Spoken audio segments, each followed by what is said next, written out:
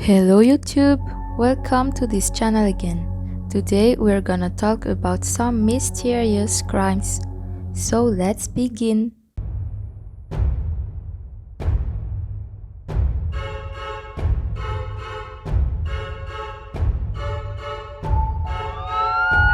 Where's your emergency? I just killed my mom and my sister.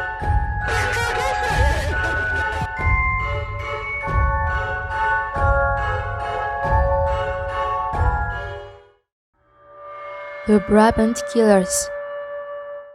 The Belgian province of Brabant was the target of a series of bloody crimes and heists in the 1980s, also known by this Dutch expression, which means neighbor's gang. This episode is repeated several times in the form of robberies and at the same time assassinations. More than 28 people are killed or died as a result of their injuries. The perpetrators of these crimes have never been discovered. However, investigators were able to reconstruct some elements, including the composition of the gang, which are three permanent members nicknamed the Giant, the Killer, and the Old.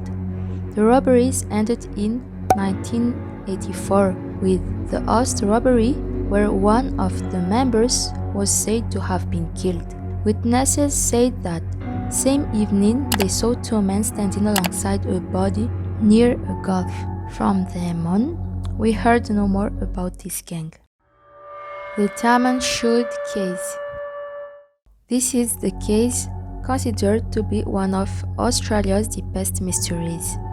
It is also called Mystery of Somerton Man. On December 1, 1948, at 6:30 a.m., the body of an unidentified man was found on Somerton Beach, near Adelaide in southern Australia. The man in his 40s wears a sweater and a raincoat in spite of the heat. All the tags on the victim's clothing were torn off, and unfortunately for investigators, the man has no identification with him. The autopsy results show nothing, no injuries, no traces of poison, and the strangest thing is that his dental and fingerprints don't give any results, as if this man never existed. In one of his pockets, there is a piece of paper where is written Myuu. This paper seems to have been torn from a book in a collection of poems, the Rubaiyat of Omar Khayyam. The police find the book from which the page was torn off, but no library card can trace the identity of the victim. John Wayne Gacy, the killer clown. John Wayne Gacy, born in Chicago in 1942, was a respectable businessman, married twice. He did a lot of volunteering and played the part of Pogo the Clown when he visited children in the hospital. He enjoyed having same-sex relationships with men younger than himself, whom he recruited into his entourage to offer them odd jobs, often at home.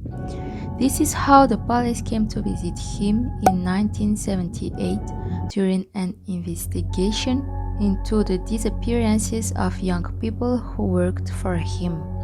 26 corpses were found buried in the crawl space under his home, 3 in his property and 4 others in the neighboring river. Gacy was accused of killing 33 young men between 1972 and 1978. Richard Trenton Chase, the Vampire of Sacramento. This American, born in 1950, made an impression, not so much by the number of his victims, but because he drank their blood and engaged in acts of cannibalism. At the age of 25, Chase was unwillingly placed in a mental institution after injecting rabbit blood into his veins. He was released a year later, after treatment with psychotropic drugs, and entrusted to his mother. She decided he didn't need the medicine anymore. A year later, on December 29, 1977, Chase killed his first victim. He was not arrested until a month later after killing 5 more. He committed suicide in his cell a few months after his arrest. He was 28 years old. Charles Edmund Cullen, the Angel of Death. Cullen, an American born in 1960, worked in several New Jersey hospitals as a nurse.